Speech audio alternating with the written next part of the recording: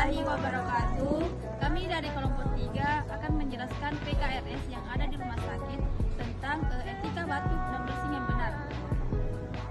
Etika batuk dan bersin yang pertama yaitu dengan cara memakai tisu saat bersin.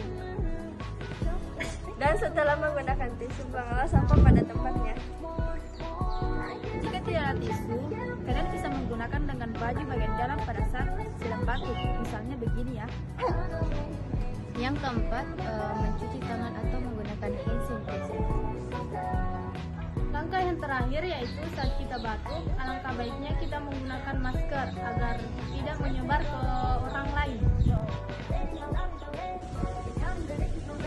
Itulah tadi PKRS yang ada di rumah sakit.